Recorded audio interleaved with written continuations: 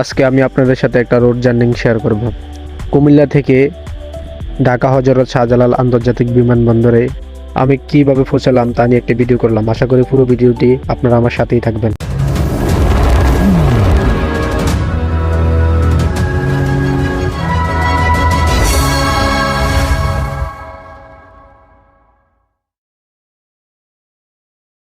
Hello বন্ধুরা, আমি হৃদয়, আপনারা দেখছেন জাস্ট গো হৃদয়। আবারও ফিরে এলাম অনেকদিন পর আপনাদের মাঝে। আপনারা সকলেই জানেন এটা পবিত্র রমজান মাস। তো রমজান মাসে তেমন কোথাও ঘোরা হয় না বা ব্লগ করা হয় না। তো আজকে আমি যাচ্ছি কুমিল্লা থেকে ঢাকা। তো ভাবলাম যে আজকে কুমিল্লা থেকে ঢাকা যাওয়ার পথে আমার ক্যামেরাবন্দি সুন্দর সুন্দর দৃশ্যগুলো ধারণ করব আর আপনাদের মাঝে কিছু কথা শেয়ার করব। তো আবার ঢাকা যাওয়ার কাহিনিটা আমি আপনাদের সাথে শেয়ার করি। আমি রাত্রে সেরে খেয়ে ঘুমাবো একটা ভাব, তখন দেখি আমার ফোনে একটা কল।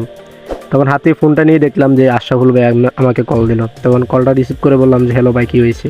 তখন সে বলতেছে চল হৃদয়, আজকে আমরা ঢাকা যাব। তো ভাই তো গাড়ি ড্রাইভ করে, এটা তো আপনারা জানেনই। তখন ভাই বলতেছে যে আমাদের গাড়িটা খালি যাবে, চল আমি তুই আজকে গল্প করতে করতে ঢাকা যাই, একটা প্যাসেঞ্জার রিসিভ করব। তখন আমিও ভাবলাম যে না, আজকে যাই, একটা ভিডিও আপনাদের সাথে শেয়ার করি সে ফাঁকে। তো কথা বলতে বলতে চলে আসলাম দাউদকান্দি ব্রিজে। আর দাউদকান্দি ব্রিজটা এক কথায় ওয়াও।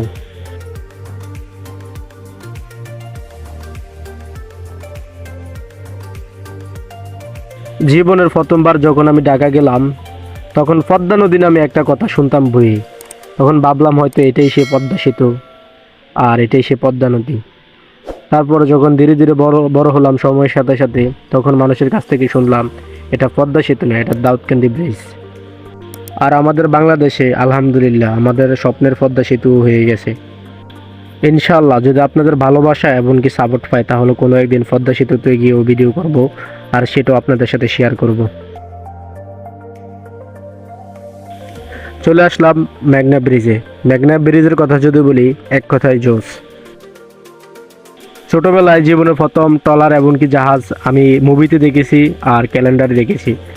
আর জীবনের প্রথম যখন সরাসরি দেখলাম, তা এই ব্রিজে এসে দেখলাম। এখান থেকে অনেক কিছু দেখা যায়, দেখতেই পাচ্ছেন।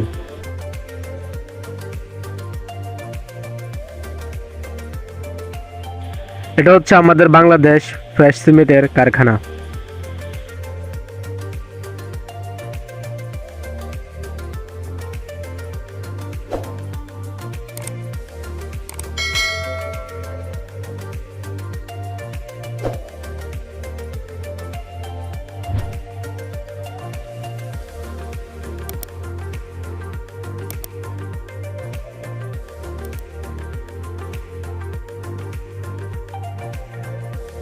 দেখতে দেখতে চলে আসলাম পূর্বাঞ্চলে। ইনশাআল্লাহ কোনো একদিন আমাদের পূর্বাঞ্চল হবে বাইরের দেশের একটি অংশ।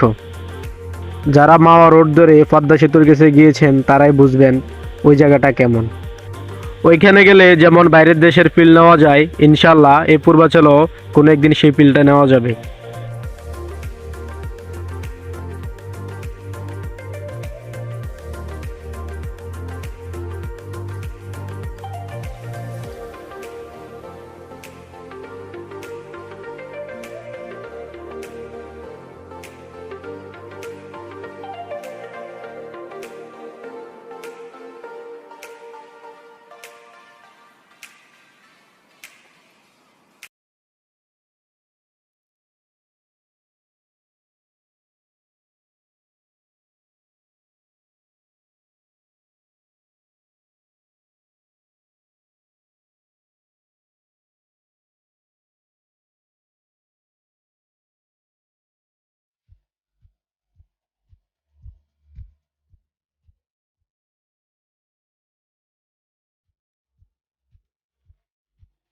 পূর্বাঞ্চল হয়ে আমরা চলে আসলাম কুড়িল বিশ্ব রোড। কুড়িল বিশ্ব রোড থেকে ঢাকার বিভিন্ন অংশ যাওয়া যায়। তো আমরা যাব হযরত শাহজালাল আন্তর্জাতিক বিমানবন্দরে।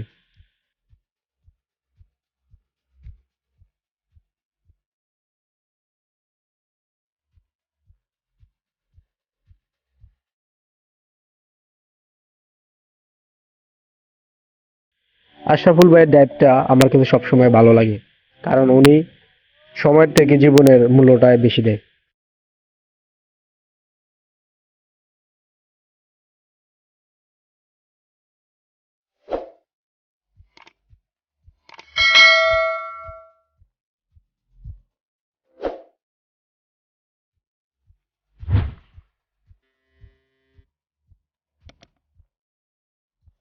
কুড়িল বিশ্ব রোড থেকে 5-10 মিনিটে হযরত শাহজালাল আন্তর্জাতিক বিমানবন্দরে চলে আসা যায়।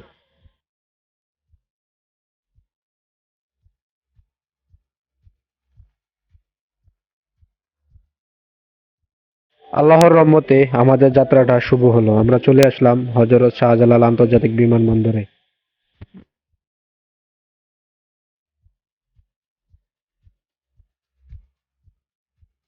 আশরাফুল ভাই এখন গাড়িটা পার্কিং এ দিবে। পার্কিং এ দেওয়ার পর আমরা এয়ারপোর্টের চারপাশটা একটু ঘুরবো।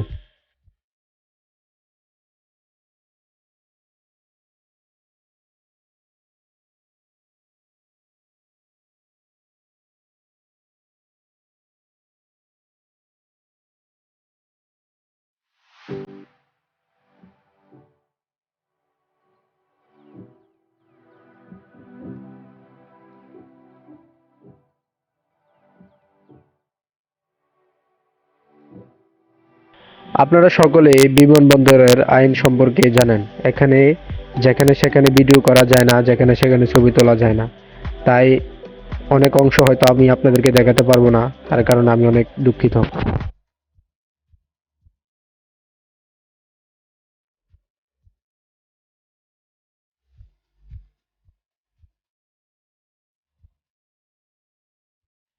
আমার কাছে আমাদের দেশের বিমানবন্দরটি অনেক ভালো লাগে।